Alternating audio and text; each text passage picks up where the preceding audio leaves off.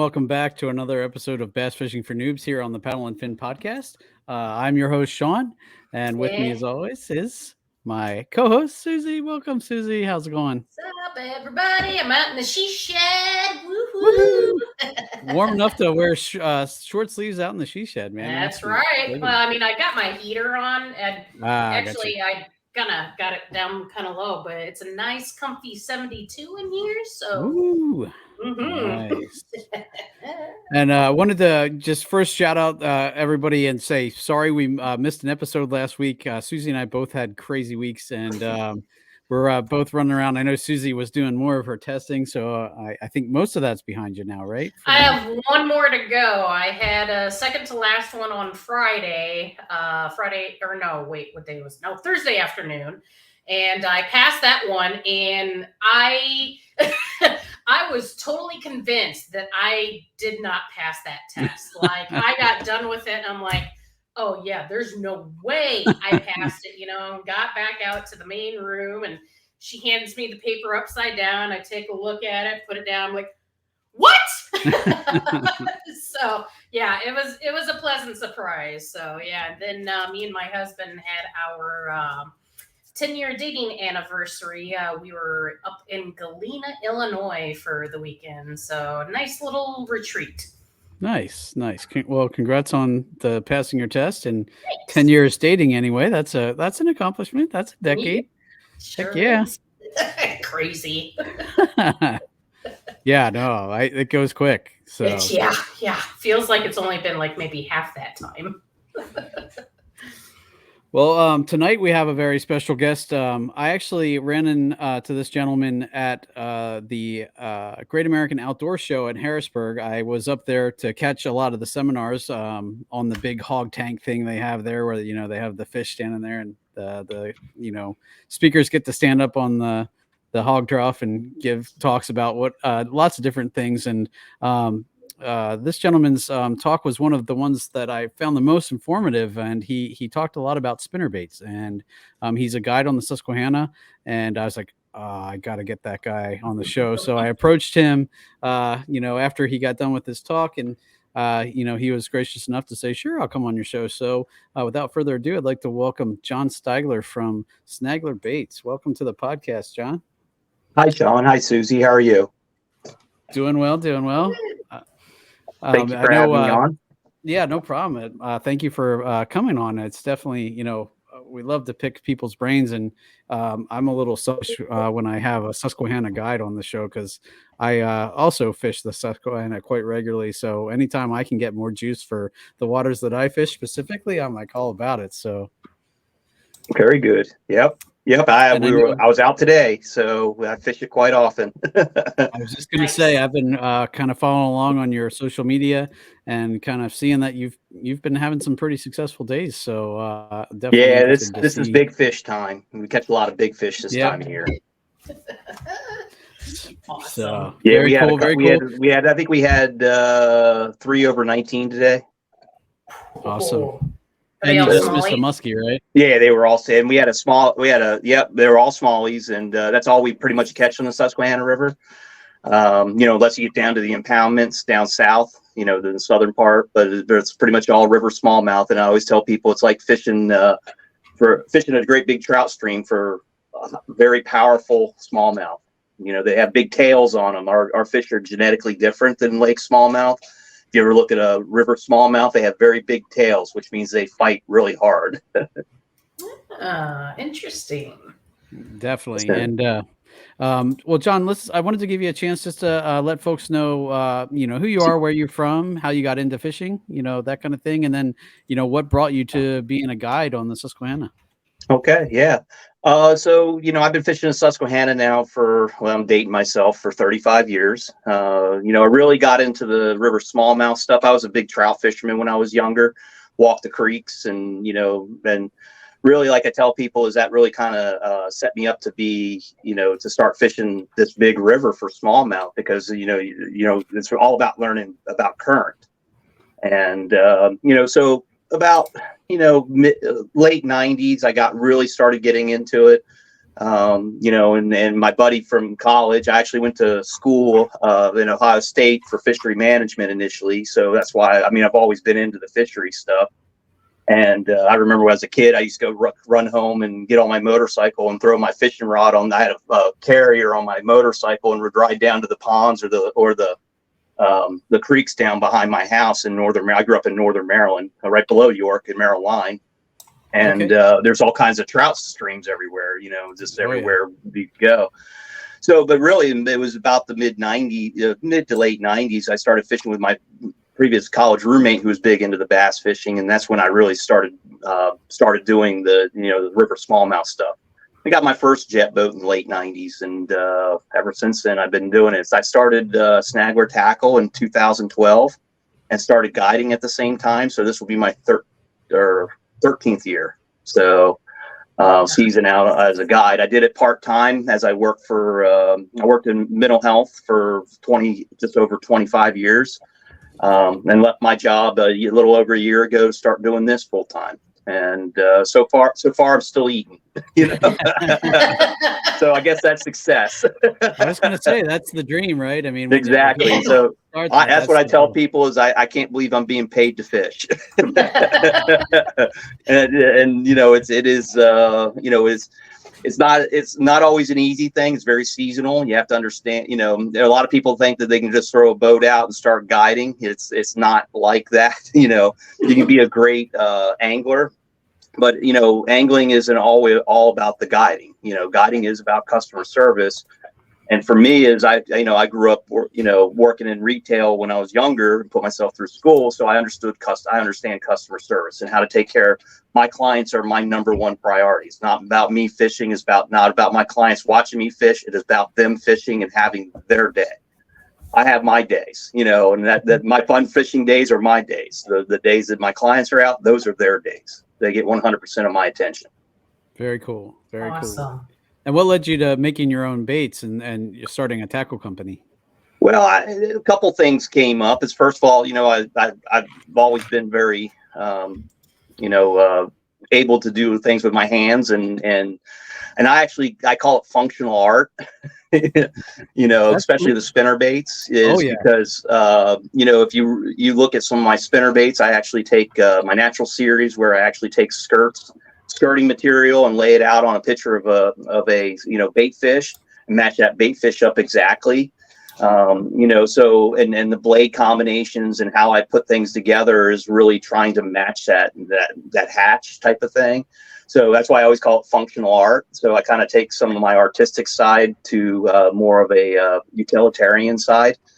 And so that's kind of where I started out with. The other part of it was, quite frankly, I got tired of being ripped off by tackle shops, and it was getting worse and worse. And it got to the point where I started making my own stuff, and then people wanted it, so that's how it kind of grew was, initially when I first started doing, the spinnerbaits about, probably 15, 16 years ago, I was doing it for just me, and then, I want some, and that's just kind of how it morphs into it. And because I had a full-time job, a family, at that time, I really couldn't jump off to do it. And then, as an empty nester now, then I've been able to jump off and do this, and it's really kind of taken off. I go around the country and speak about river smallmouth fishing. This year I was from Raleigh to Boston out to Buffalo doing seminars, and of course, Great American. The Great American I've been doing for about 8 years. Gotcha. Well, that one has to be nice because you don't have to travel far. Yeah, actually, I stay up there because it's such a long day. Yeah, those 9 days, and I ended up getting real sick after the Great American this year. And I always catch something. It's just inevitable. Yeah, you shake that many hands, you're gonna get the every. Yeah. So, but yeah, I got real sick after this one. I was down for almost 2 weeks. Wow. So, but yeah, it was, and then, as I said, it's just, kind of keeps growing and growing. And I'm, people like you are having me on podcasts, and, and I just really enjoy talking about fishing and teaching. It got to the point where, catching fish was one thing, but what is your next level? When you get to a certain point in anything, in any, especially hobby or interest, you get to a point where, okay, well, what's the next level? Some people go to the tournaments. Some people go to, for me is I wanted to go to teach people. I wanted to show people how to do this, because passing it on to the next generations is, first of all, hopefully there'll be somebody to take me when I'm 85 years old. And secondly is the more people who are out fishing will help promote water quality issues that we have, which are a significant issue across the entire country, but especially the Susquehanna. So that's kind of where that morphed into more than that. So I've worked with Fish and Boat on collecting samples for the black spots. Yep. And working with the Fish and Boat and their biologists over the years on some of the other issues that have come up. And really trying to advocate for our fisheries is another thing. And working in mental health for all the years that I did, I understand how to advocate, because when you work in a disability service, you have to advocate, because the squeaky wheel gets the money. Right. No, and we are great supporters of that here. We've had the Susquehanna Valley River Keepers on. Ted Evangelistus has come on the show to talk about that, and I do a creek study with the alarm, the Alliance for Aquatic Research. So definitely something near and dear to my heart as well. But very cool, very cool. Well, I know when you were starting your talk about spinnerbaits, you mentioned that it's one of your well, it's obviously what kind of got you started, right? Is that the kind of first bait that you really jumped into when you were producing baits, or what? Why are spinnerbaits like your specialty? So, yeah, I mean, I've been fishing spinnerbaits even when I was a kid. I mean, and so it got to the point with the spinnerbaits that I just couldn't find the right one for what I wanted to do. And I started to think more about the engineering of it, and so what I did was I actually, my spinnerbaits were modeled of all the things that I like and all the spinnerbaits I ever fished into one, then that's kind of what I did with them was, they had, and I'll go over some of it, but with the hidden weight, the thin wire, moving to different types of blades, which I like to use the turtlebacks blades on a lot of them, something a little different, and it's, as I started doing it, there's a lot of engineering into it. I was kind of surprised, you think you could throw this blades on them, wire, and they'll work great. No, it's not. There are a lot of things that you have to take into consideration, and also material and things like that changes the dynamics of those baits. So, so I kind of got into it. Yeah. So I'm a fish nerd. That's awesome. And you can tell, like, we'll go into what makes, the Snagler Tackle ones unique, because they are definitely very unique.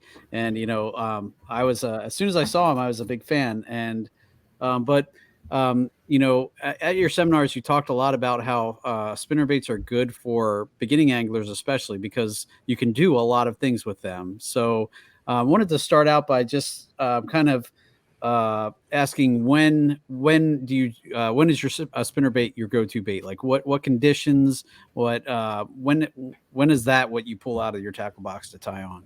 So it depends on time of year. The one thing about the big thing about a spinnerbait is a spinnerbait is a search bait, meaning, when you fish soft plastics, you usually have to fish them very slow. So you're fishing a very specific area. A nice thing about a spinnerbait is it allows you to search large parts of the river, especially when they start scattering out at certain times of the year. When the water comes down, those fish scatter. And because really smallmouth don't like to be around each other. They're very aggressive. They will kill each other. If they're not in a specific place for a specific reason, they will kill each other. And so when they start scattering out and having a spinnerbait, then you can actually search bait, search for those fish, especially when they start getting in the smaller eddies behind rocks, behind lay downs. It really helps in that search bait situation. The other thing is now granted, the spinnerbait is pretty much a warmer water bait. They have to be chasing something. Because it is a moving bait. It's not like a soft plastic where you can just drag across the bottom and they can look at it, like when I do my cold water speaking, where they literally angle down on it like this, on an angle and stare at it for long periods of time because they're waiting for their metabolism to kick in, or they're waiting for some sort of natural reaction to it where they're going to react to that bait. A spinnerbait is going to draw them to that because of the vibration and, with the blades. And, so I start fishing the spinnerbait usually around 51 degrees in the springtime, and I start with a thin wire, something like this. Sorry, I'm trying to get used to the camera. So something like this. This is my favorite cold water spinnerbait. This is a chartreuse death snag in the thin wire. It has a 30 gauge wire, so it's a very pliable wire, so you get a nice wobble out of it. This is a slow roller. What you do with this is, usually what I do is I'll put a grub on the back, always have your grub tail hanging down. If you look at a grub, there's an up and a down. And then I also put a trailer hook on there. Use a thing called a bait button to hold that trailer hook on there. And the reason is because we get a lot, when you're slow rolling them in the real cold, and really smallmouth's optimum temperature is 50 to 65. So at 50 degrees, that's at the low end of their optimum temperature where they become more aggressive and will chase stuff. But you're still going very slow, especially in the spring, because when the water's getting warm, it takes longer for them to acclimate to warmer water than it takes for them to acclimate to colder water. So in the fall, I can fish down to 39 degrees even with a spinnerbait. Wow. So it's really there's some huge differences with spring and fall. So and those are things that I've learned over the years, of doing this.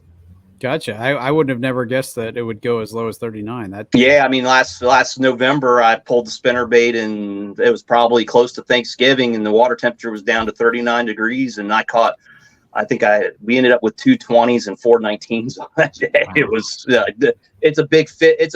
Spinnerbait is a big fish lure. It really is. I catch a lot of big fish. Majority of my 20-inch fish come on spinnerbait every year, except for during the real cold months when we are jigging. But in the summer, in the warmer months, we're later in the spring and into summer to even summertime and into fall, most of my 20-inch fish come on spinnerbaits. Okay. Nice. So would you say, so you start obviously when the water temperature warms up to 50, do you pretty much run it the whole way through to the fall then? Or is there a spot when it gets too hot and it kind of goes away? Well, usually, so I start with the one I showed you there, and that's and you want to use a half ounce when the water's up, as the water starts warming and clearing, because, in the spring we get the runoff and, so it takes probably, our water temperature gets into the 60s around May, there is no calendar on this. Like this year, we're so far ahead. These fish are really in their mid-April to late April pattern. And because it's been so warm. I've heard that about a lot of places this year is things are like ahead of schedule because of the warming trends we've had. Right. When we had no ice this year, which was that's an unusual thing. We had a little bit of slush, back in December when it got real cold for like 2 days, but we had no ice this year. And ice it's going to be interesting this year. When you have no ice, the grass beds get real big because the ice is what shears those grass beds back. Oh, yeah. So it's going to be an interesting year, and it depends on how warm it gets. But you know what? Things can change very quickly. I've seen where June we get heavy rains, and those grass beds don't grow. They got to have light. And so if they don't get the light and we get heavy, high water in June, it'll knock those grass beds back.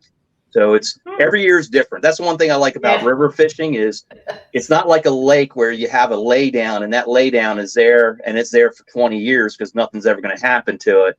That river is constantly changing. After the flood of 2011, I saw islands that disappeared and islands that were formed from that high. I mean, it went up to close to 30 feet at Harrisburg. And it normally runs like 5 feet. Jeez. Yeah, it was a serious flood, and it was big time. But it changed all the island structure. It changed places that we caught fish. We didn't catch fish there anymore. Places we didn't catch fish, we started catching fish there. That's how fast things change, and you really have to be on your feet with the river fishing. Well, and then if like last year was like a super low year, like like the river was lower than I've ever seen it before for Yeah. large parts of the summer, especially, you know, when Yeah, I've seen it low. I've seen it lower. Like I've seen it like lower. I mean, I've seen it like down to 2.8, which is the lowest I've ever seen it. It got down to 3 feet this year. You know, but the thing about this year was it was such a sustained low water. Like we had very little rain, and it wasn't because we actually got rain in our part of the Susquehanna. It was Central New York had no rain last year, and that's where we get all our waters from, Central New York.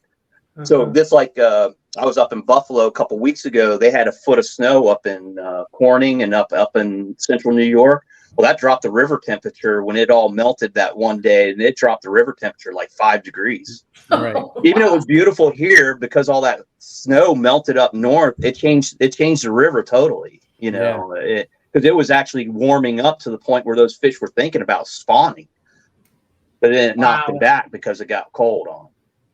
Well, and that's crazy that that's the thing about the Susquehanna. It's such a large watershed that, you know, things that are happening states away from us affect our water. You know, it's and the same thing with Maryland. Like they get all the unfortunately they always blame us because they get a lot of the crap that that flows downstream from us, you know, from all the you know, the not so nice stuff. But it is a very big ecosystem, and it is interesting how it changes like that, for sure. Well, it also changes even with the each of the rivers, because, you know, like I explained in my seminars, is sometimes we're fishing 4 different rivers at one time because it's such a large. I mean, it's a mile across, and so we got 2 major feeders up north that come together. Well, one comes out of Central New York, which is all farmland, so that's the dirty one, and the other one comes out of the mountains of Pennsylvania. That's the clean one. So you actually have this convergence lines where the dirty water and the clean water will meet. So you can go across the river and fish a totally different type of conditions. So it's there's not a lot of rivers like that in the world, you know, and it's because it's a limestone river and one of the oldest mountain chains on the earth, and that's the Appalachian Mountains. I think it is the oldest mountain chain on the earth. You know, the New River is actually the oldest river in the world. So it's like 300 million years old or something. But it's called the New River. You know. But you can really see that in our river is, you know, in the Susquehanna, is because of it's, you know, the part that I fish, which is, you know, that main stem up to Sunbury. That's all the Appalachian Ridge and Valley, so it's all limestone ridges. So we have a lot of big limestone ledges. And the thing about limestone ledges is great habitat for crayfish, and crayfish is the #1 food source for the river smallmouth. One thing I noticed that was weird when I went upstate was that the ledges ran parallel to the river, where down here in New York County, where I fish it, a lot of times the ledges run perpendicular. They run across the river. And, I was like, it took me a little bit. I was so used to fishing perpendicular ledges when I went up and the current was actually flowing with the ledge. I was like, oh, this is weird. I got to figure out how I'm doing this here. It also gets hairy running because you can't see those ledges. Exactly. We call them can openers. Oh, yeah. I've hit a can opener or 2 in my life. I'm glad I have good flotation in my boat, because I have, you know, because I mean, I started fishing long before they had all these rock proof and, you know, all that UHMW. Snyder was the first one that came out with that. And he was actually back in the 90s, you know, Snyder boats.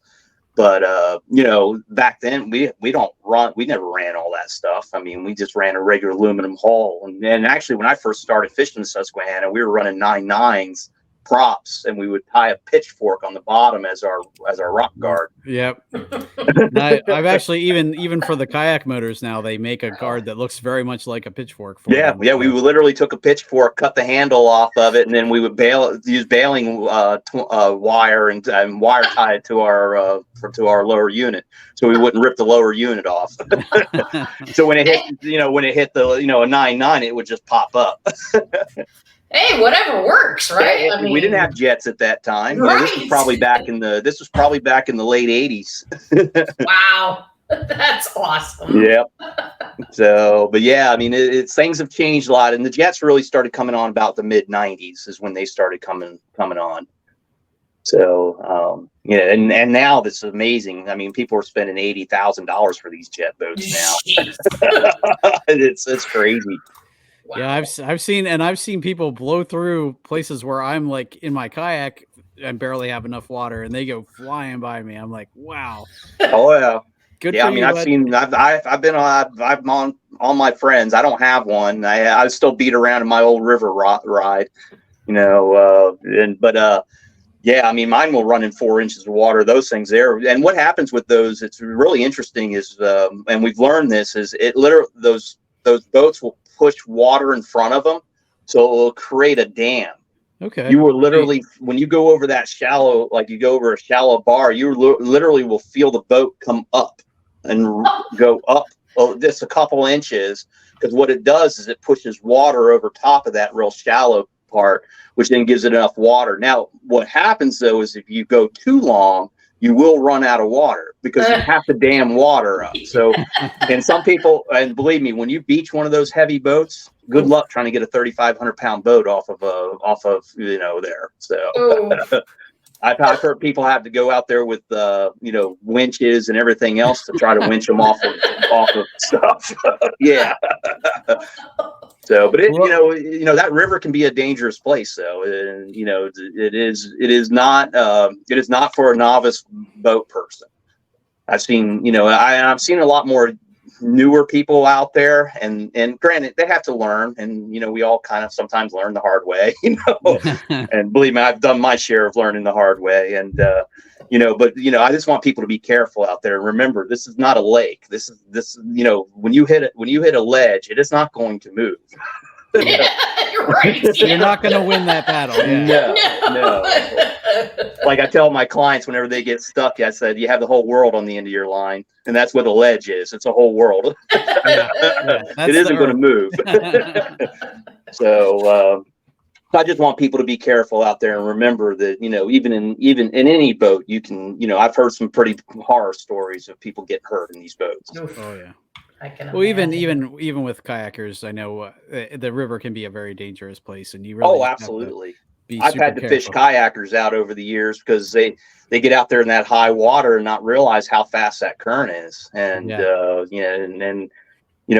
I've fished people out of the water many times. I don't know how many times I've talked to people and they're like, "Hey, I was going to go out in the river this weekend." I'm like, "Have you even checked the levels or anything? Because you're going to end up in Maryland, or if you make it, it's right. Like, oh, really? I didn't even think about that. I'm like, okay, well, and I'll show them. I have the apps on my phone. I noticed you have some of that stuff on your site too. That's very cool.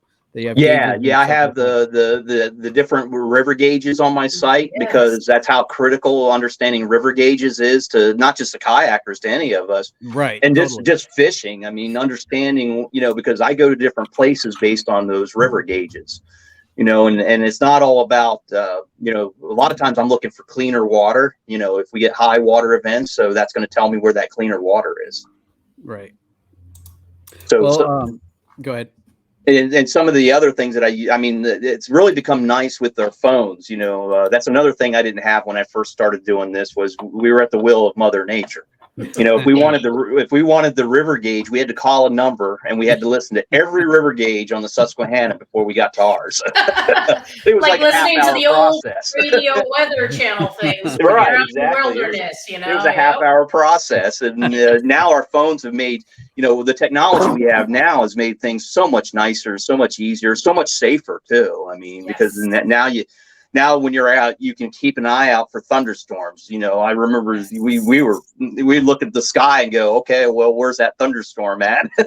Hopefully we're close enough to shelter if we get a nasty one, Mm-hmm. So, but now, those phones are so vital to what we do, just not only for catching fish, but also for safety. Right. Sure. Right. Yeah. So I'm looking over your website here to see all the awesome things you have on here. And so I see you've got like different lines of spinnerbaits. You've got standard wire, thin wire, river spinnerbaits. There's river thump. Yeah. There's booster. There's tyke. So can you tell us more about like these different ones, like what their features are, when you would use them and whatnot? Absolutely. Yeah, so getting back to, like I said, is I usually use the thin wire or the river thump in the dirtier water, so because in dirty water you want vibration. Vibration is what draws those fish to the bait in dirty water because of their lateral line. And that's basically how they hunt when they can't see but 6 inches in front of their face, because they still have to eat, and then so that's just the way they've learned. Now largemouth use their lateral line much more than smallmouth do, because typically smallmouth are in cleaner water, but because this river, you go through clean spurts and dirty time, and they still have that lateral line. So usually in the spring is why we're using those more thumpers, because you deal with high dirtier water from the runoff of the spring rains and of course the snow melt. As things start to warm up around May, things start to get cleaner and the water starts dropping, and like I said, they start scattering out to other places. Usually in May they start heading to grass beds. If the grass beds start coming up, grass humps, they really like in that time of year, or hard rock bottom, they like the ledges, especially those that have spawned out. That's usually where they go, is they hang out in those hard rock ledges, because what they're doing is they're looking for easy meals. They don't want to have to, a lot of times those are not real heavy currents, so they have to use a lot of energy, because by May and into June, we get into the June funk. Those fish are acclimating to out of their normal range, or their optimum range of that 50 to 65 degrees. Now we're over 65 degrees, and it takes them a couple weeks to acclimate to that. So you have that going on. You have the transition or you have the post spawn going on, which means those females are really wore out. The males are wore out from spawning and guarding nests. And then the other thing is we have the crayfish spawn in June. So there's so much food in June, and I always say that those fish get stinky in June because they're eating so much crayfish. They're warming up, and they're literally, they get a real stinky, almost like a rotten crawfish smell to them in June, because they're eating so much crawfish, because the whole bottom is covered in crawfish in June. Oh, wow. So that usually, and then so at that time I'm starting to switch over to the booster. So as soon as that water gets real warm, that's when we start low clear waters, when we start burning them. And that's when I'm using like a 7-to-1 or 8-to-1 bait caster on a 6.6 medium heavy Big Daddy rod. And then I like the Corrados, the Shimano Corrados. I'm a big Shimano fan. So I'm not even sponsored by them, but it's hard to get a sponsor. So, but I still swear by them, And, usually we're burning those in the summertime, that low clear water. Usually in the summertime, that's when we're really targeting those low light times, that early morning. Usually you can catch spinnerbait fish or topwater fish all the way up until about 10 or 11 o'clock in the morning. Then they really shut down, and that's when you have to go finesse them. That's when we're throwing the jointed jerks and some of the other things that I make. Nice. Cool. And I know I wanted to ask you about like line. You run straight fluorocarbon. You do fluoroliters, or mono. Is there a time when you switch up? No, I'm pretty much a mono guy. I pretty much Okay. throw mono year round. I used to throw braid a lot, but what I was finding with braid was I was losing a lot of fish. I'd get them hooked up, and I think because braid didn't have any give, it would rip the lures out of their mouths. They hit them with such force. And I like the mono because you can load it up. Now when you're fishing, that slow roll, I always tell people is don't set the hook like you're setting a jig where you're setting straight up. You want to sweep that hook into their mouth. So you're almost doing like a side sweep, because it allows that hook to get into the corner. Usually catch them in the corner of their mouths and on a spinnerbait. Now when they're really burning, when we're burning in the low water, in the low clear water in the summertime, those fish, you don't even have to set the hook. I mean, they hit it that hard, they rip the rod out of your hand half the time. And you know, it's really cool in the summertime because you fish in such clear, low water. You can actually see them chase the bait in the air sometimes. You know, where you'll look and you'll see out of the corner of your eye, you'll see a big black spot chasing that bait, and you'll make 2 cranks on it, and that fish will be on it. You know, and that's because they're only in, you know, a lot of times you're catching them out of 6 inches to a foot of water because they, you know, in the summertime they like that low current water, so they don't like that. You know, the smaller fish will go, the bigger fish like that really heavy current and real low water. The smaller fish will go to the deeper pools. So when I've definitely seen them wake behind it too, you know, like you just see them coming, and they're like torpedoes. Yeah. And the thing about when you catch fish in low water, in real low, shallow water like that, they have nowhere to go but up. So you get a lot of the acrobats, and they're doing the triple flips, and you know, it's really a fun time to catch them. But it's really that low light period that you have to catch them on spinnerbait, unless you get a cloudy day, and then you can do it. Now, what I have found over the years, sometimes if you go to a black spinnerbait in that heavy sunlight, that you can actually continue to catch them at times. Depends on how aggressive they are. You know, if it's a real hot water, that they're not as aggressive. You know, they don't like that. The hot water is harder on them than the cold water. Right. And what kind of action rod are you usually throwing? You know what I mean? I know with a single bait hook, a lot of times a moderate rod isn't what you really want for that. You want something a little stiffer than that, right? Yeah, I throw a medium heavy. Okay. I throw a 6.6 medium heavy with a fast tip, not an extra fat, but a fat. Well, and the fast tip allows you to throw it, because in the summertime you're throwing a 3/8 ounce spinnerbait all day, you know, and it allows you to throw that 3/8 ounce spinnerbait really far, and you have to be able to do that in the clear water, because you know, if you can see those fish, they can see you. Right. And so that, and I really don't switch. I mean, even my slow rollers now, what I do is I back off on the reel ratio down to like a 6:2 to 1.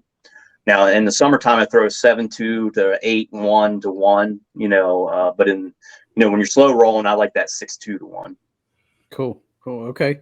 And I know you talked a little bit about, you know, the different blades that you prefer, the turtle. Do you have examples of those that we can show, just to talk about a little bit? You have the turtle one. I forgot to get the turtle one out of my shop. Yep. So those are called the what they're called turtlebacks. They're also known as a wide willow, or also known as an Oklahoma blade. But we've always called them turtlebacks because if you look at them, they look like a turtleback, a turtle's back. So they're unique in the fact that they're kind of in between an Indiana and a willow. So you get the thump out of them. The other thing that I do is I use a gold-plated blade only. Gold-plated, silver-plated, copper-plated. And the reason is because nickel and brass are actually lighter. And so you get a bigger thump out of a gold-plated blade than you do out of a brass-plated blade, a brass lacquer-plated blade. So you can actually feel the difference in the thump. And so, you know, and in smallmouth, they like really, and especially any of the northern fish like more of a compact style spinnerbait, because that's mostly what we have up here. We don't have the big shad like they do down in the south, you know, and so most of what they're feeding on are smaller baits, you know, so they're used to seeing that smaller bait, but you want to get that big thump out of it, you know, and having that gold-plated blade or silver-plated blade really makes a difference. Okay. And then I also use, like I said, is the thin wire. So that one there actually has 3 beads. I actually set the wires up with different bead ratios, because like this one with the double willows, and the willow is what this is. I'm sorry, moving things around. That's a willow blade, you know, and so because of the willow blades, you have to extend them out a little bit further so you get the right. It's almost like you get a trough, and if you get that in that trough, then the other blade won't turn. So you have to give it room to give that resistance. It's almost like a jet wash. So, and those are, you know, the bigger ones are for the thin wires like this, and then in the summertime we throw the booster, which is this one. And that actually has a smaller willow blade, and this has a stiffer wire because when you're burning them, you want that wire to be stiffer because you're not attracting those fish on vibration anymore. You're attracting those fish on sight because you're fishing shallow, clear water. So that's when you move to more natural colors, you know, away from like a chartreuse color to where like this one here is the upper snag. This is very similar to to an emerald shiner, which is one of the primary shiners we have out in the Susquehanna. So you can see that. So yep. And that's when they're really feeding on sight. So you're not worrying as much about the vibration. So you downsize your blades. You want the flash, not so much the vibration. Right. And when it's clear water, then that's when you're aiming more towards the more natural patterns, right? And then correct. At what point when is like chartreuse? I know, like I've heard lots of different things in muddy water. I've heard black is good because the silhouette is good, but I've also heard brights like white or chartreuse is okay too. Like, what's your thoughts on that? You know, in dirtier water, I like the chartreuses. That's why the chartreuse death snag works so well, is because it actually chartreuse and black in it. Gotcha. And so this is my favorite dirty water color. And remember, is you're not attracting these fish with the color. You're attracting them with the blades. Right. And so the color is really about them seeing it at you know, whether it's 6 inches or a foot or a foot and a half or 2 feet clarity. So it's really just to get them to see that there's something there that's attached to that vibration once they get close enough to it. Gotcha. So, and it's more of that reaction, you know, and it's interesting is that chartreuse and black color that I have there with the, that seems to be a really, really good dirty water color. I mean, I catch a lot of fish in dirty water. And, you know, like I said, is no law in fishing is not meant to be broken. You know, so because there's really no laws in fishing, you know, you know, and I always tell people is don't let me tell you how to catch the fish, let the fish tell you how to catch the fish. You know, I can offer ideas, you know, but ultimately is if you're not catching fish off my ideas, try something different. And you know, and so a lot of people say, God, you have so many different colors, and my response back is, I don't just sell to one river. You know, you know, so right. I'm an equal opportunity businessman. I'm willing to sell across the country. I get people who buy stuff in Texas and Arizona and California, and it's really, you know, the internet has become kind of the new mom and pop store. You know, that has replaced the bricks and mortar. I don't have a bricks and mortar store. And because I don't want to sit in a store, I'd rather go fish, and I'll take care of your order when I get home. There you go.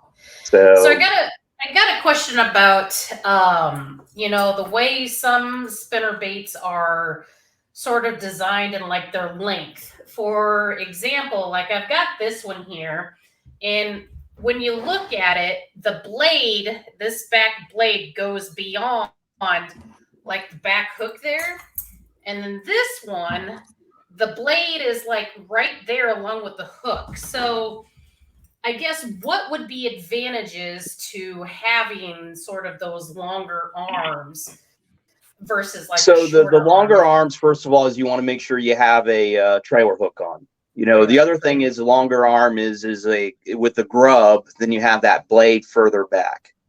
You know, so if you're adding a grub to it or some sort of trailer to it besides the skirt, that longer blade is going to make it, you know, the vibration is going to match up to the bait, if that makes any sense.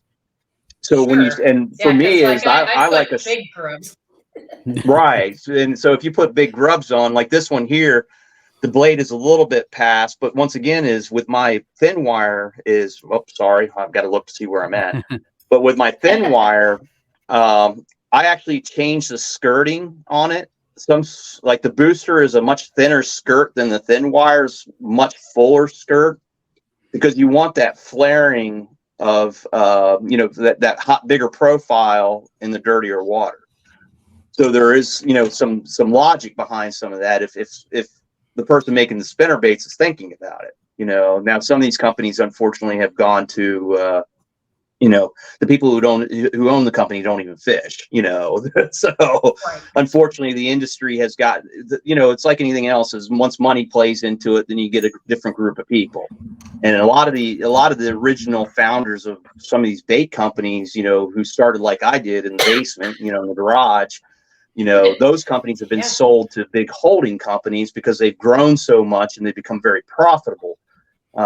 You know, but then that takes away some of the, you know, the original founders who built it on their passion. Because those people who've bought some of these companies, they have no passion for the industry. It is just about money for them. Right. Absolutely. Yeah. They only know how to run the business. They don't know how to make the business, in a sense, Right. you know? Right. Yeah. And, Kinda like with, and you know, they the rely corporate on the world. pros. Yeah. You know, they try to rely on the pros and things like that. But the thing, you know, with them is, you know, is a lot of them is they're trying to make money, so they're not sharing all their information. And you know, so it's you know, it's the industry has changed a lot, but you're seeing a lot more because of the internet. You're seeing a lot more people like me who are just, you know, the guy building in their basement, and they, you know, suddenly they, you know, they supply their whole club, and now they're supplying a whole bunch of, you know, and that's really where the innovation comes out of. Yes. Right. You know, Well, and just you know, you talking about the reason why, you know, well, talk a little bit about the weight on yours, because I know that is something very specific to yours. yeah. So mine's a hidden weight. Now I do have, so the good example, and I don't know if I'm going to be able to capture this real good on a phone camera. So this is Here, let me make you bigger here. yeah, let me see if I can. There you go. So the gold one in this hand that I'm shaking, that's a full size spinnerbait. That's a 1/2 ounce spinnerbait.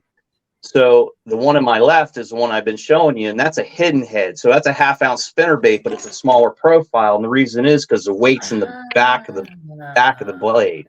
Instead of this one, the weight's in the front. See, there's no weight in the back of this one.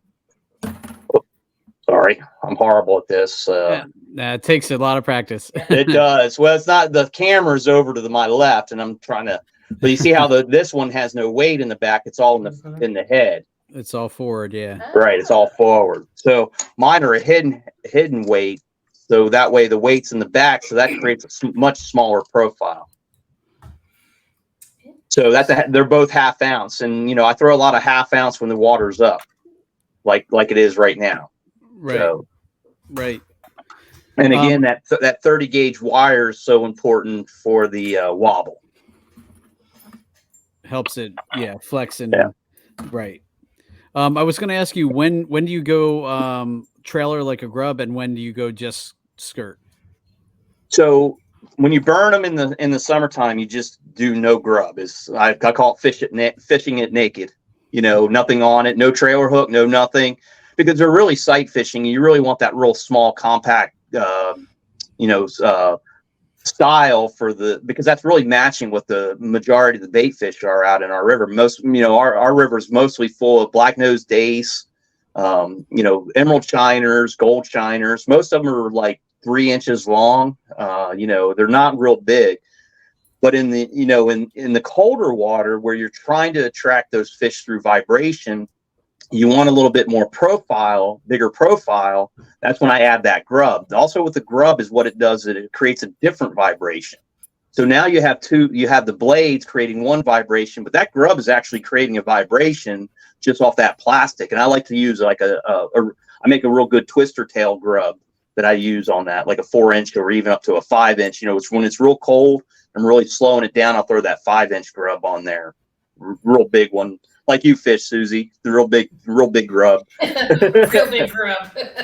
I mean, yeah, that's a pretty good one that I got on this. Oh yeah, that's a good one. That's a big one. And I know you talked a little bit about in your seminars about putting the grub on upside down, or like so the tail is down. Right? Yeah, I have this. This is one of my river darters, but it's basically like a grub. Let's see here. So you have see how that tail's down.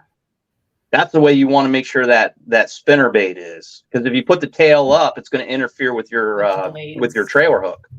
But if it's down, it's always going to be below your trailer hook and not interfere with your trailer hook, and your trailer hook's not going to interfere with your grub. Okay, so every time you do a grub, you do a trailer hook, for the most part. Yes. Okay. Yes, I do. I mean, and that's personal preference. What I do find is that especially when you're slow rolling, is I catch a lot of fish on that trailer hook where you just have, and sometimes you'll catch them right here, because they're swiping at it. Because if it's real dirty, they don't see, they have better sight than we do, but ultimately they still have to deal with depth perception, and dirty water affects that depth perception. Right. So they're going more off the thump and the vibration there to locate Right. them, and then just trying to hit it when they see it. Yeah. And it might only be 6 inches away. Right. But as soon as they get up on it that close, they're swiping at it. And then having that trailer hook on the back really gives you that added, stinger. Cool. Well, one of the other things I was curious about, and you mentioned obviously we talked about slow rolling, was what other retrieves? Burning it, and are you popping? Are you adding any, or is it like a straight retrieve, just varying the speed, or what's your thoughts on that? And I do, like, again, as I always let the fish tell me. Right. I do the rule of 3. If I catch 3 fish on a certain type of retrieve, that's going to be my retrieve. But a lot of it has to do with I do a lot of what we call fluttering of the blades, and fluttering of the blades is not done with your rod; it's done with your reel. Right. And so a lot of people want to jerk the rod. It's more that quick, fast, stop, keep it going. And when you have that high speed reel, you can really flutter at even because when you're fishing the high speed, you only want to be like that far below the surface, almost to a wake bait. But you can flutter that at that fast speed with those high speed reels and still be able to keep it up at the top of the water column. So it's really about, when I'm slow rolling, I'm just going thump, thump, thump, thump. I'm not really doing much of that because I'm really trying to draw those fish in off that constant thumping. Almost like a bait fish that's kind of going along on its, daily business, not really paying attention, is swimming along, and then they get eaten, Makes it an easy target. Yeah. Yeah. But it's a doggy dog world out there. Well, that makes sense. And then when you're burning it in the summer, when you're in that 6 inches or shallow water, then you're trying to keep it up, and and that's where you mix in those fluttering. Those flutters. Gotcha. And I use a lot of hammer blades on my summertime colors. I like the hammered, which is, let's see here, down. Yeah. See how they have the dimples in them. And Right. The hammered blades are nice for 2 reasons. First of all is, have you ever seen a fish that had just a solid sheen to it? Bait fish. Hammer blades gives it depth, or contrast. And same with hologram. I'll use hologram especially in the bright sun. Hologram works really well in the bright sun. And it's really because it's more natural looking. What it comes down to is when you're fishing real clear water, you got to make it look natural, because if not, they're going to look at it and say, oh, I know what that is. That's not something I'm going to eat. Yeah, right. No, and especially when it's clear, and yeah, you got to be a little bit better at fooling them. So correct. Yeah. Well, as we're kind of closing out spinnerbaits here, I know I wanted to give you a chance to talk about some of the other things that's been working for you. Some of your other good sellers and stuff. Last question for spinnerbaits, unless Susie, you have anything else. I was just going to ask, obviously when you're guiding, what's one of the most common things you see people doing wrong with spinnerbaits, and how do you correct that?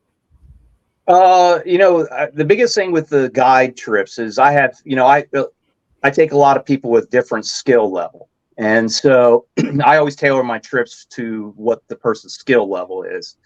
And the reason you do that is with a spinnerbait spinnerbait fishing is not for people who are just starting out.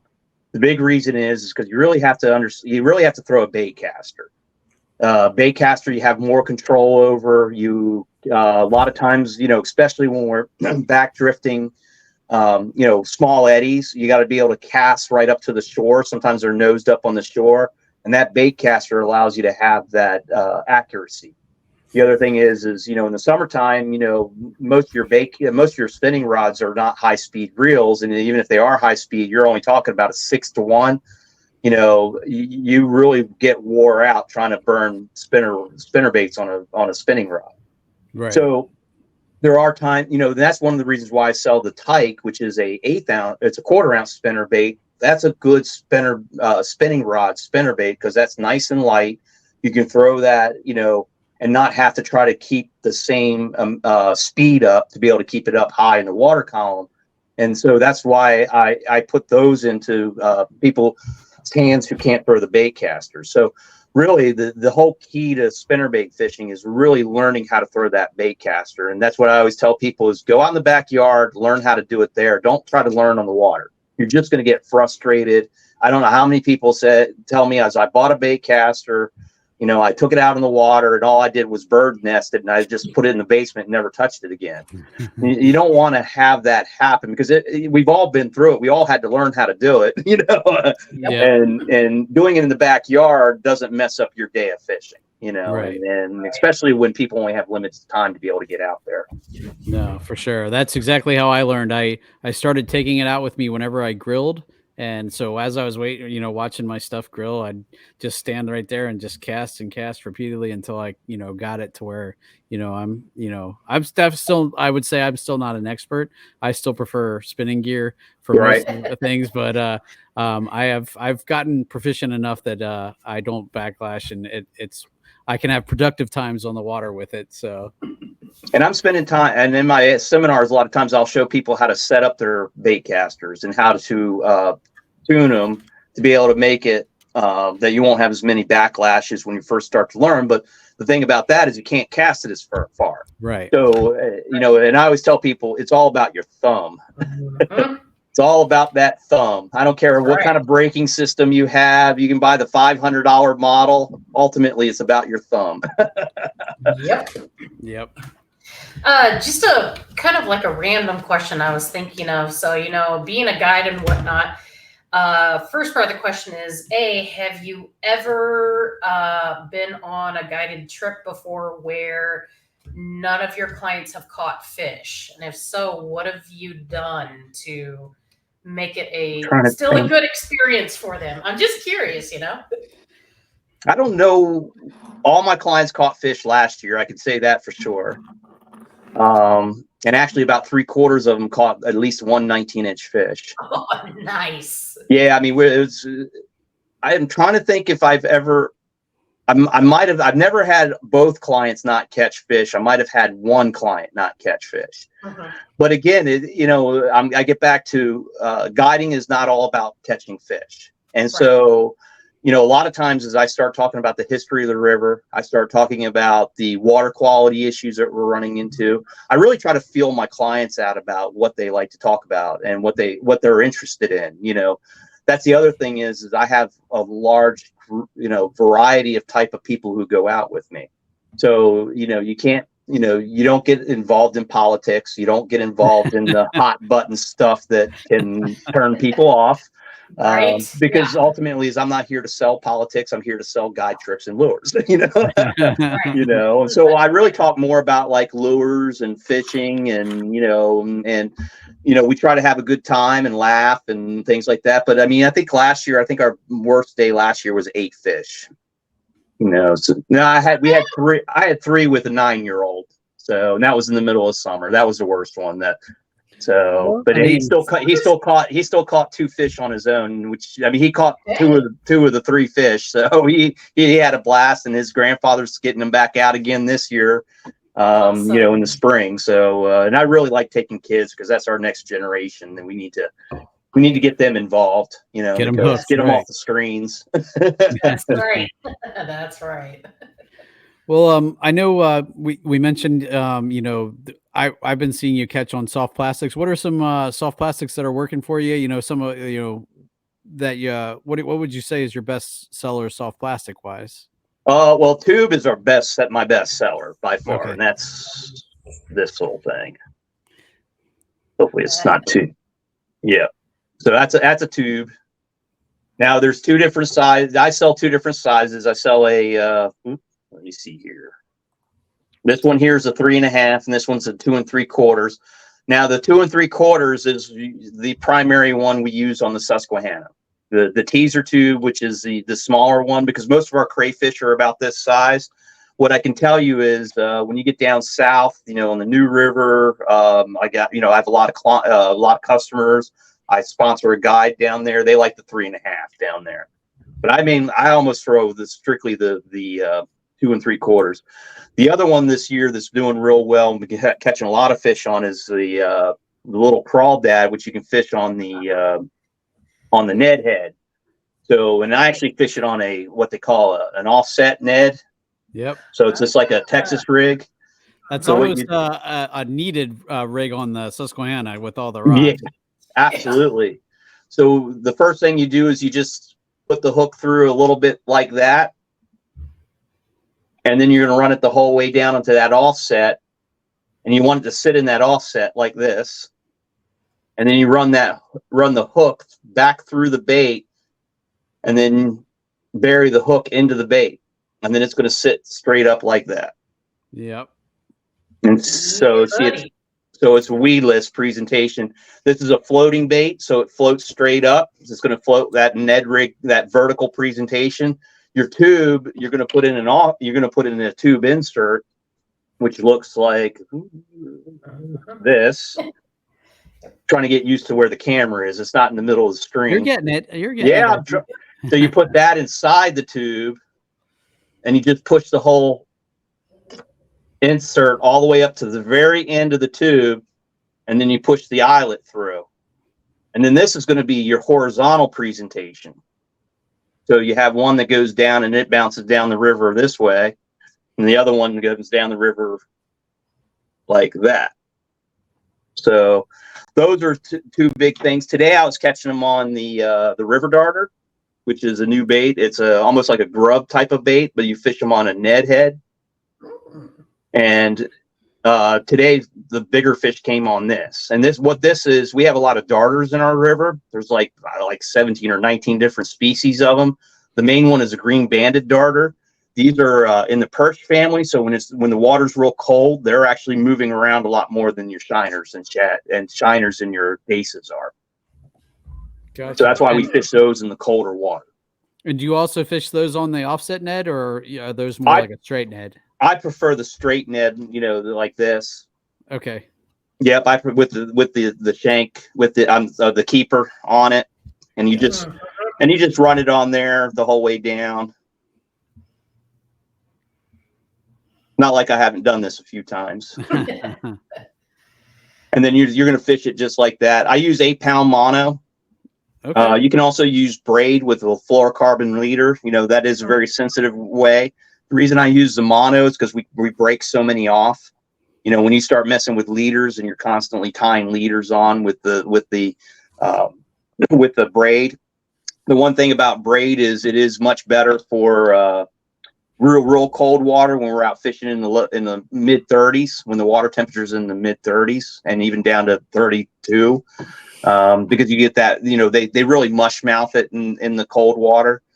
And, so that braid is more sensitive. You do feel better on that. So, but I've become so accustomed to it. I just fish straight mono year round.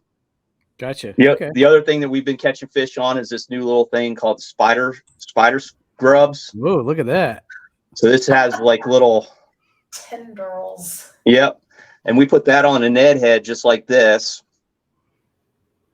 And then we'll run the whole way down, and then we'll take something like this, which is a what I call the river flapper, and it's a spade tail. Usually take off about a little bit off the top, and then you run it on there. And sometimes I'll cut that spade tail and make it a twin tail, and then that fishes just like that. Wow. And that's a spider grub. Now, do you fish like the color combination like that, or I like that June crawl. The June crawl is a real good color in the which is that June bug skirt with a green pumpkin river flapper. And sometimes what I'll do is, like, this has an orange head on it. A lot of these crayfish will have orange to them. So if you add an orange head to it, and you can add, and sometimes they'll have blue. A blue skirt would also work real well. And then add the blue to it, and then the green pumpkin, and now you've matched exactly that crawfish color without having to get a multicolor bait. Nice. Well, I So tell you one thing there, you know, if you're looking to fish something different, there's not a lot out that looks like that. Right. no. So yeah, we fished these years ago. There was a company, the Cabin Creek used to make them years ago. But I think they're out of business. I haven't seen them really around much anymore. Gotcha. So that's an old style. So that's a very old style that kind of went out of style, and then now is back in. You know, I'm trying to bring it back to say, hey, listen, you know, this was we did know what we were doing many years ago. You know? And a lot of it, I mean, and the variation too that I'm seeing is those micro jigs. You know, which they're using they're using the silicon strands on a. Well, these have been around forever with the plastic, the soft plastic skirting. So very supple baits. I use a medium soft blend that I had specially made by a company down in Texas. Because you want, you know, these small baits, you want very, very soft, supple plastic, but you want it durable enough. Like today, I mean, I think I caught like 5 fish off of one of these, you know, before I had to change it out. So it does. I mean, the Susquehanna just eats lures up anyways. Usually you break it off long before that lure gets unusable. Yeah. You've got a lot of different colors of them on here too. I'm like, ooh, man, I might have to get me some of these for Dale Hollow. Oh, absolutely. I'd love to get. Is that where you fish at Dale Hollow?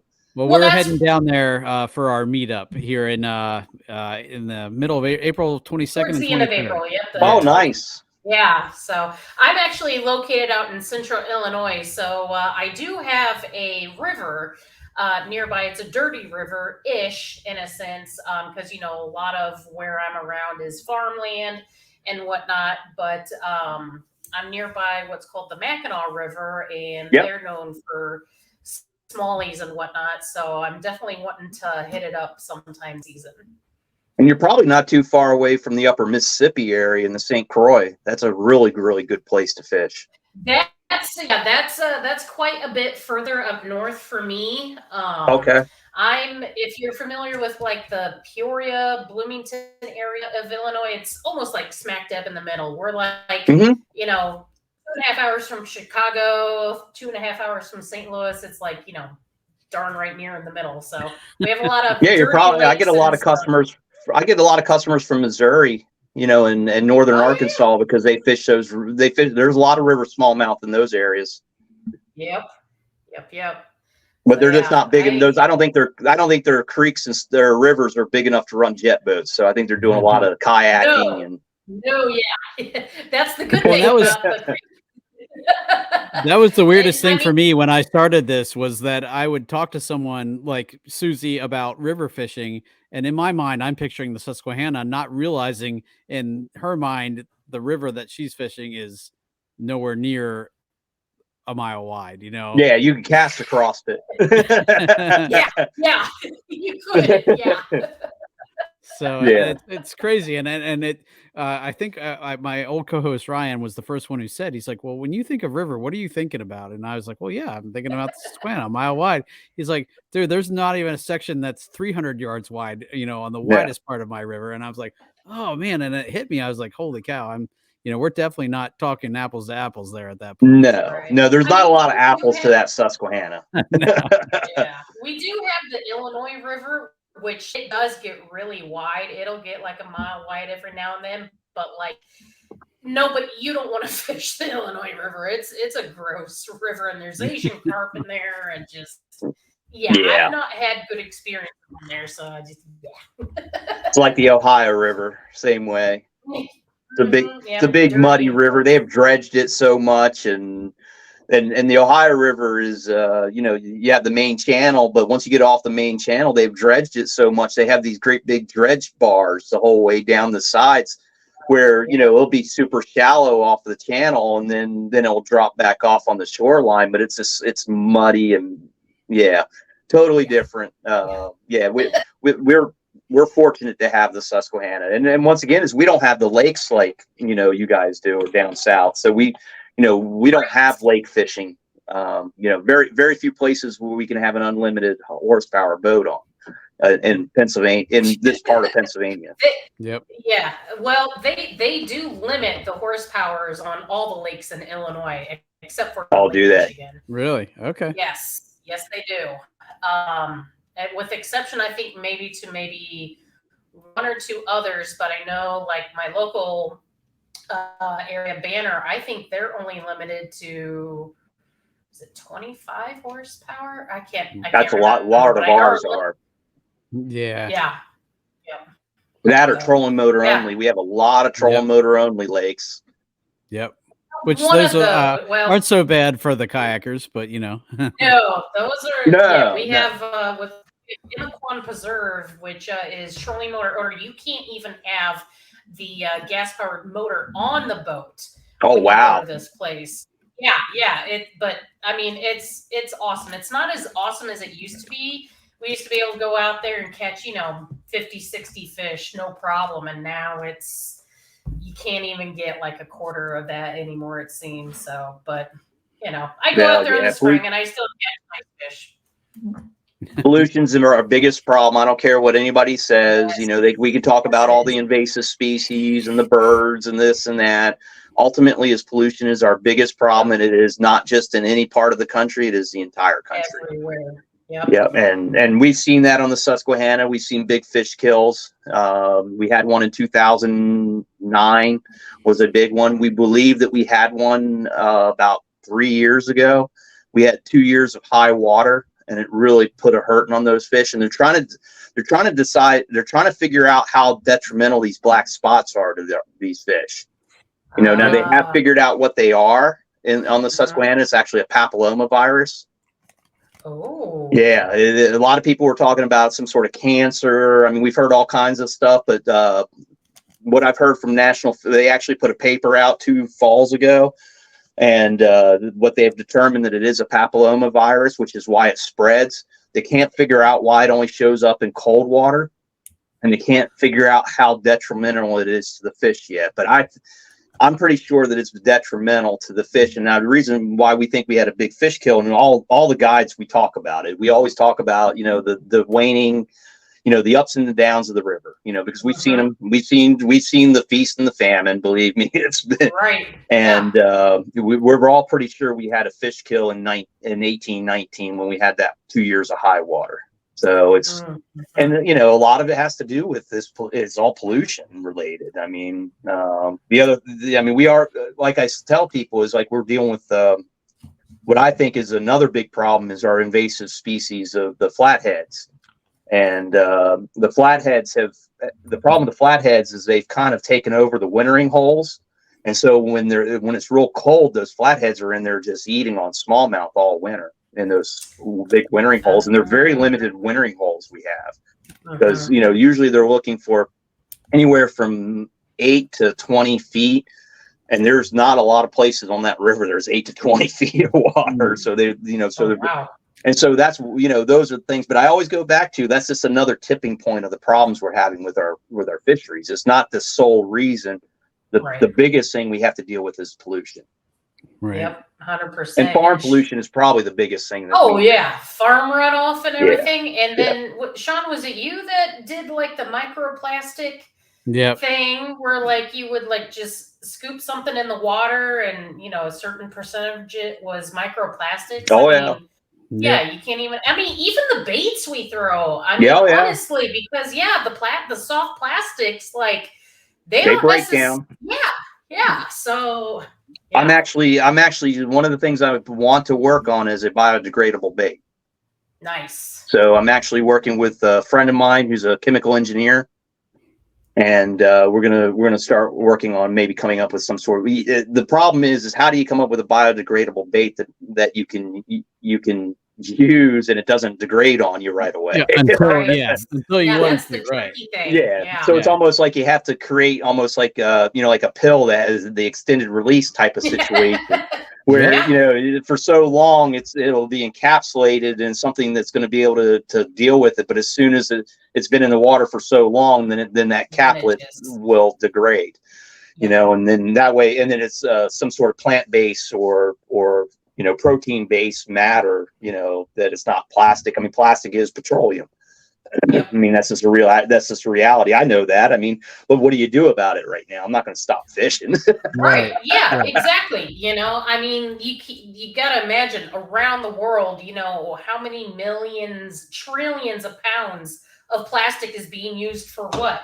I mean, you're Everything. everything, Yeah. So it's just like, yeah, you can't really change that overnight in a sense. Well, the other thing we were having problems with was the intersex, and that was being created by what they think is that it's two things that they think is steroids being used in animal farms, from the pollution from that, and also the birth control from the waste municipal waste plants. So all the women on birth control go through the municipal waste plants, but they do not take those hormones out of the system. That is not considered a toxic. Yeah. Huh. So they don't have to remove the hormones, the birth control hormones, the estrogen, out of the system. So it just goes into our water. So they actually did a lot of studies on above sewer plants and below sewer plants and how much hormones are in the water. Interesting. Yeah, I mean, there's some interesting things out there to read, not on Facebook. Right? Not on Facebook. Right. And I mean, you can only imagine that's just one little thing in the grand scheme of things, I mean, you think about all these places that have, water discharge things, I mean, there's anything from food processing plant to, medical waste. Oh, absolutely. Well, just look what happened over in Philadelphia this week. They had a discharge from a chemical plant that did some sort of latex, and they may have to go to not a boil water, no drinking water for the city of Philadelphia because it discharged into the Delaware River where they draw most of their water from.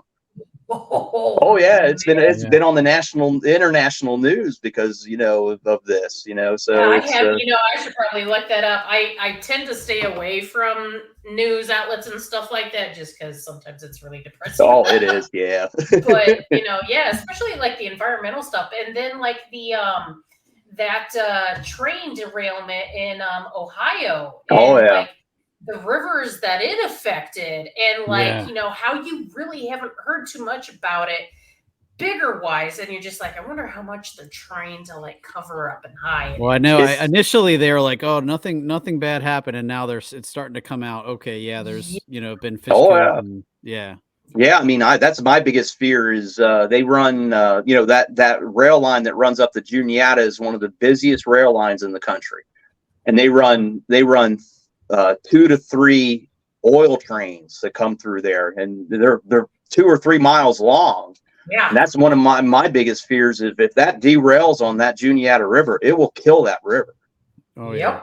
And so and I watch that. I watch the stuff that happened in Ohio, and then it happened again in Springfield, Ohio, and I think to myself, I'm just waiting for that to happen on our river, and it will kill that river, and it'll kill my livelihood. So.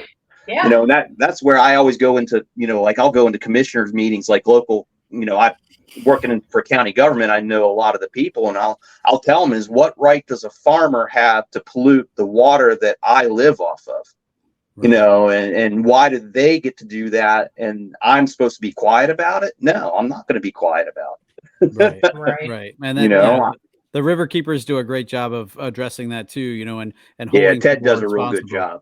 Yes, absolutely. Yeah, Michael Helfrich did not excellent job for many, many years. I knew Michael for many years, before he became the mayor of York. Yeah. Well, we're getting on. We're well past an hour here, but John, I wanted to give you a chance to shout out where folks can find you, both website and social media, both for guide trips and also for picking up your spinnerbaits and soft plastics and stuff. Okay, yeah, you can purchase everything on www.snaglertackle.com. If you have any questions, you can do a contact me, or you can email me at snaglertackle@outlook.com. And you can also contact me through that email for a guided trip. Now, I'm for the spring. Unfortunately, I'm down to like 3 dates, so I'm pretty well booked. That's a good problem. That's to a have, good but- problem to have. Oh yeah, it is. It is. I don't encourage people to come in late June. Like I said, they get into the funk. So I hate to take people when it's tough fishing. I'm not going to take people's money if I already know it's going to be tough. Summertime fishing, I don't do a lot just because it gets so hot out there and low. It just tears my equipment up. So the next time to really get out there and fish is in that fall, that October. I call it Fishtober in November. Nice. So, and how about social media? Where you have much social media presence? yeah, I have on Instagram, Snagler Tackle, and Facebook, Snagler Tackle. Okay. Nice. Awesome. Well, I will make sure I put links to all of that in the show notes as well, so that anybody who's listening doesn't have time to hop on their phone right now or the internet. Definitely check out the show notes for links to all that. And anybody else you want to give a shout out to, or anything else that you wanted to cover? No, I want to thank all my sponsored guides. They do a great job of promoting this stuff. And, I'm not a big social media person. I'm too busy making baits and fishing, so I'm not a big on screens. And, but I do appreciate all them. And the customers that I have, I really, for me to, send me pictures or post things on social media. I do see that stuff. And, I really like when I see things that I made or catching fish and making people successful on the water. So other than that, no. So I want to thank you for having me today. Cool. Yeah, no problem. Glad to have you. I am looking forward to trying out the spinnerbaits out on the river. Couple more weeks. I was just gonna say I'm gonna be watching that water temperature. I was just out on Juniata will be first. The Juniata is usually the first place you catch spinnerbait fish. Usually where I catch first, unless I don't fish it a lot. Gotcha. That we have that a one Kayak Anglers of Central PA tournament on the Juniata coming up here, so I will definitely have to break that out when we go up there. So yeah, when is that? Do you know about? I'd have to. I don't even know. Let me see. I want to say that's one of our last events. Hold on a second. Kayak Anglers. Last year, the Juniata event is when I caught my biggest. I caught a 21-inch on a black crankbait in about 6 inches of water last year. So that's a good one.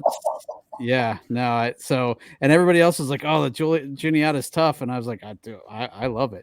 And the Juniata has some of the biggest fish out there. Of the 3 6-pound smallmouth I've caught out of that river, 2 of them coming out of the Juniata. Okay. And then I was also judging that tournament as well. So I didn't even get to fish it that much. Let's see. Juniata is September 9th. It is our last event. Oh, okay. So, you'll be burning spinnerbaits. Get the burner. Gotcha. Definitely get the burner. Southside Slammer. We caught probably, I don't know, last year probably over 1,000 fish on that. Awesome. Jeez. Yeah, our best day on the south side was about 75 in a day. Holy cow. Oh man. Yeah. That's awesome. And that was it. That was early October. When I had Ken Trail he's a guide on the New River. Okay. He was up. That was just a fun fishing week.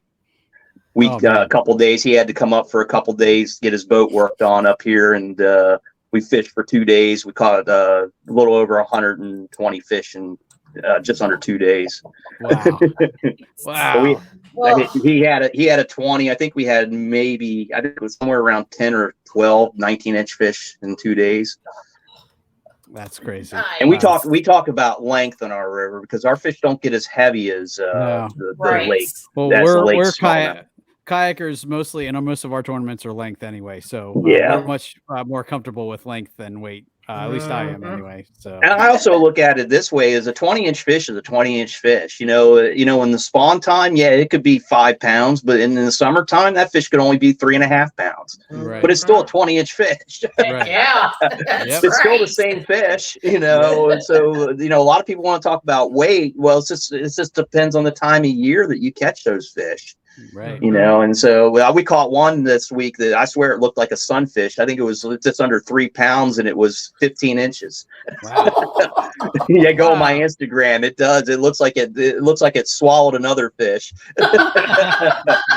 Nice. So, but they get that way this time of year. You know, that Yep. fish there, you know, in the summertime, it's going to be skinny. You know, it's just not, it's, you know, once it dropped, it was full of eggs and, you know, and, you know, our females start producing eggs in December. So they eat all winter. That's why they have to eat in the wintertime. They don't go into dormant. They don't go dormant like the largemouth do, because they spawn much earlier. Largemouth spawn at a higher, you know, a higher temperature. Smallmouth, I mean, we'll probably have spawn in 2 weeks. Wow. That's crazy. Yeah. Nice. Yeah, I mean it's early, but I mean they do spawn every year in late March, early April. Mm-hmm. So Very All right, nice. man. Well, John, thanks again so much for coming on. hey, no problem. Thank you. Guys, be sure and go and check out Snagler Tackle. Definitely have a lot of cool things. The spinnerbaits are beautiful. Like just the color combinations I picked up at the outdoor show. I'm like, they're just, you don't see them around like that. So, and just That's the advantage of a custom made company is, you know, is what happens when you get like a large manufacturer. They only do 8 colors. Yep. You know, Right. when you're custom, I can do smaller batches of stuff, you know, you know, or, you know, I even make custom colors for people who used to go out and say, oh, I had this color that I fished with 20 years ago that Stanley made, you know, it was a Stanley wedge that they don't make anymore. And I can't find it anywhere. Well, give me one. I'll mock it up, make it for you. Nice. And yeah, that's the type of, you know, service that you get from a custom guy. Right. That's Right. right. Absolutely. Well, and even just trying, like you said, to match the hatch when how many other spinnerbait makers have one that matches a nace or the black nosed dace, or is Right. that what you know, that's They not don't even know something. what a black nose dace is. Exactly. So you know, that's when it comes to that, I mean, that's something that's really awesome that you do. So guys, definitely go on and check that out. John, thanks again for coming on thank the you. show, and definitely maybe have to have you back on and pick your brain about some other river tactics, you know. And I'm Absolutely. gonna see if I can find some time to get out on the water with you too, and you know, Definitely. Summertime. definitely, We can get Yep. out in the summertime because I actually take 4 months and I go fishing. I go to Maine. I'm going to Thousand Islands this year. We're talking about going down to Tennessee and fishing the tail race of Dale Hollow in jet Okay. boats because they don't fish they don't fish the rivers down there. Hmm. It's really interesting is there's so many lakes down there, they neglect the rivers. And I think there's some big river smallmouth in those places. Well, supposedly the world record smallmouth came out of Dale Hollow is what they say. Yeah. So, you know, but That's why yeah. we'll be down there in a few weeks. So we'll look for it. See if Yeah, we can find it. definitely. Catch that 13-pounder. There you go. Yeah. So yeah. So excited. All right, John. Well, thanks again All right. so much. Guys, this has been another episode of Bass Fishing for Noobs here on the Paddle and Fin podcast, where we bring you the techniques, the tricks, and the tips to help you rip more lips. You guys have a good night. Bye. Bye. Stopped.